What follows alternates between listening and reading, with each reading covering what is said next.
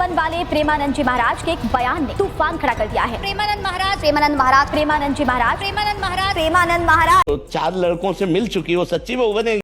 आज की वीडियो में हम बात करेंगे कि क्यों अनिरुद्धाचार्य उर्फ पूकी बाबा और प्रेमानंद महाराज जी के व्यंग पर खड़ा किया गया है विवाद। आपने ये क्लिप जरूर देखा होगा।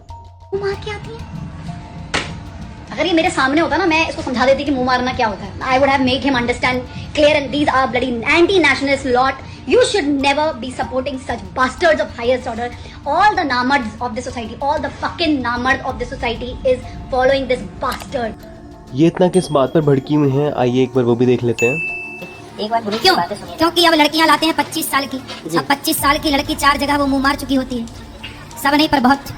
और वो 25 साल की जब तक आती है तो पूरी जवान होके आती है। जब जवान होके आएगी तो स्वाभाविक है कि वो अपनी जवानी कहीं ना कहीं तो वो उसकी जवानी फिसल जाएगी या जाएगी। जैसे कि अभी एक लड़के के संग हनीमून मनाने गई, परंतु वो किसी और के साथ वो रह चुकी थी, उसके साथ चक्कर था।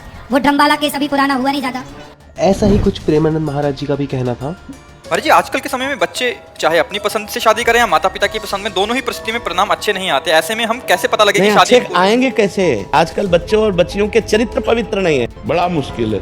100 में कोई 2-4 कन्याएं ऐसी होंगी जो अपना पवित्र जीवन रखकर किसी पुरुष को समर्पित होती होंगी। कैसे वो सच्ची बहू बनेगी? जो 4 लड़कों से मिल चुकी, वो सच्ची बहू बनेगी। जैसा कि आप दोनों पक्षों की बात सुनकर समझ गए होंगे कि विवाद किस बात का है, तो जी हाँ दोस्तों, आज का टॉपिक है प्रॉमिस्क्यूटी, इनफाइडेलिटी, या जिसे हम आम भाषा में चीटिंग भी कह देते हैं।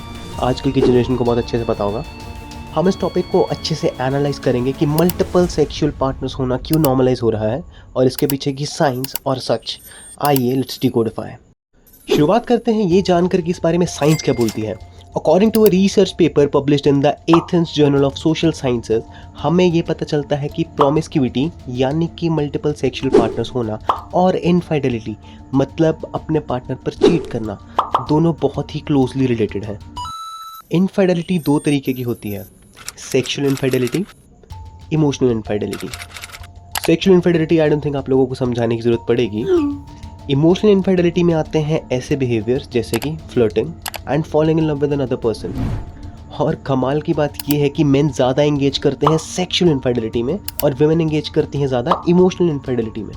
तो अगर हम ध्यान से देखें दोनों वायरल क्लिप्स को, 25 साल की लड़की 4 जगह वो मुंह मार चुकी होती है। अपना पवित्र जीवन रखकर किसी पुरुष को समर्पित होती है। तो ये बात पूरी तरह सही भी नहीं, specially choice of words, but बात पूरी तरह गलत भी नहीं। पर अनिरुद्धाचार्य जी जेंडर गलत जज करके मर्द ज़्यादा सेक्सुअली चीट करते हैं। दूसरी तरफ प्रेमानंद जी ने जो कहा, इस बात पर भी काफ़ी विवाद हुआ। बिना उंगली उठाते हुए आइए कुछ आंकड़ों को देखते हैं। एक सो कॉल्ड डेटिंग एप्लीकेशन जो कि बनाया गया है एक्स्ट्रा मैरिटल अफेयर्स के लिए, जी हाँ आपने सही सुना, इसका नाम है ग्लीडन। हमने भी ये नाम पहली बार सुना था एंड जब रिसर्च की तो रोंगटे खड़े हो गए। इसको 2009 में एक फ्रेंच कंपनी ने लॉन्च किया एंड पता मज़े की बात क्या है कि इसे मार्केट भी made by women for women किया गया है। विमेन के लिए इस एप्लीकेशन में सारे प्रो फीचर्स फ्री हैं, उल्टा मर्दों को उन फीचर्स को यूज़ करने के लिए पे करना होता है। इंडिया में ग्लीडन के 3 मिलियन एक्टिव यूजर्स हैं, जिसमें से 58% विमेन हैं। इन्हीं के द्वारा की गई एक बहुत ही रीसेंट सर्वे मई 2025 में ये रिवील हुआ है कि 54% जनरेशन एक्स और 44% जेनजीस को दूसरे कनेक्शंस एक्सप्लोर करने के ख्याल आते हैं। अब ये कनेक्शंस कौन से हैं ये आप अच्छे से समझ सकते हैं। यहाँ तक कि 43% men and 42% women have therefore engaged in either physical and emotional infidelity. इस डेटा के मुताबिक जनरेशन एक्स इस लिस्ट को टॉप कर रही है, फॉलोड बाय जेनजीज। एंड ये काफ़ी नहीं था कि इसके बाद आते हैं कुछ ऐसे रियलिटी शोज जिन्हें देखकर आपका रियलिटी से विश्वास ही उठ जाएगा। टेम्पटेशन आइलैंड, प्यार की परीक्षा, जो कि 2023 में रिलीज़ किया गया था, जहाँ कमिटेड लड़कों को सिंगल लड़कियों के साथ और कमिटेड लड़कियों को सिंगल लड़कों के साथ रखा जाता है, जिन्हें बाय द वे टेम्पटर्स कहा जाता है, to test their so called love for each other. यहाँ कपल्स को अपने अपने पार्टनर्स को परमिशन देनी है कि वो दूसरे किसी के साथ मिंगल कर सकते हैं। अगले कुछ हफ्तों के लिए आप लोग एक दूसरे को, नॉट जस्ट योरसेल्व्स, एक दूसरे को परमिशन दे रहे हो, दूसरे सिंगल्स के साथ रहकर मिंगल करने की परमिशन दे रहे हो।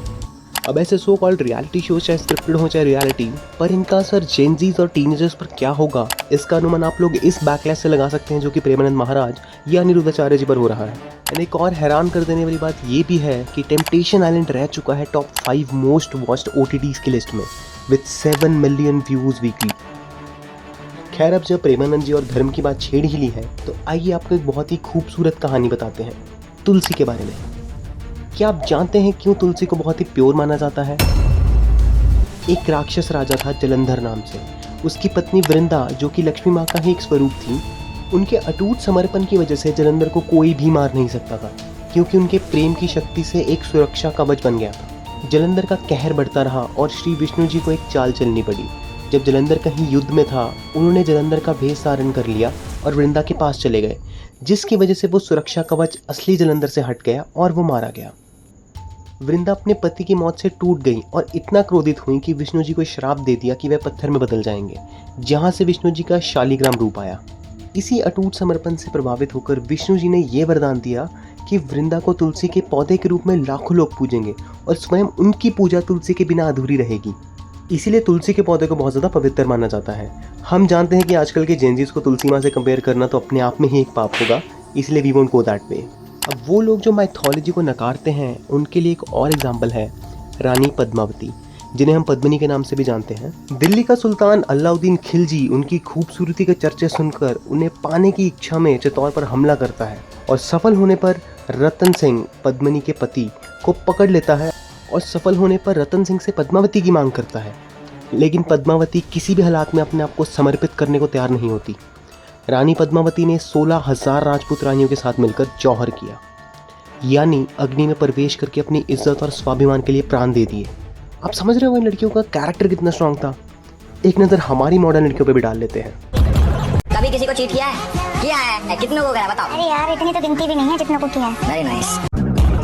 हम सील भी उसी से तोड़वाते हैं जो हमें आईफोन के डब्बे की सील तोड़ने देता है। हम कितनी भी 6 पैक्स बॉडी बना लो, हमारी बॉडी तुम्हारे लैब पे नहीं, मर्सिडीज के एस क्लास में ही लैंड करेगी। My mom has always told us to use protection. If you do anything, use protection. और मेरे से ज्यादा मेरी बड़ी बहन को बोला है, तुम बाहर नहीं जाती, बहुत घर पे बैठती हो, थोड़ा बाहर जाओ अब। ये बोलते हम। द्रौपदी जी का जब चीरहरण हो रहा था, तब खुद श्री कृष्ण ने उनकी इज्जत को बचाया। यहाँ पर मॉडर्निटी के नाम पर कपड़े और सोच दोनों एक साथ छोटे होते जा रहे हैं। इस वीडियो का मकसद किसी एक जेंडर को ब्लेम करना नहीं है। हमारा काम था सच्चाई को आगे रखना, and the data speaks for itself. जो बातें संतों ने अनुभव से कही हैं, हमने उन्हीं बातों को अलग अलग तर्कों से पेश किया है। Thanks for watching. लाइक करें और कमेंट्स में बताएं अपने विचार इस सिचुएशन को लेके, एंड और भी लोगों तक ये वीडियो शेयर करें। ऐसी और वीडियोस के लिए सब्सक्राइब करें डीकोडिफाई को।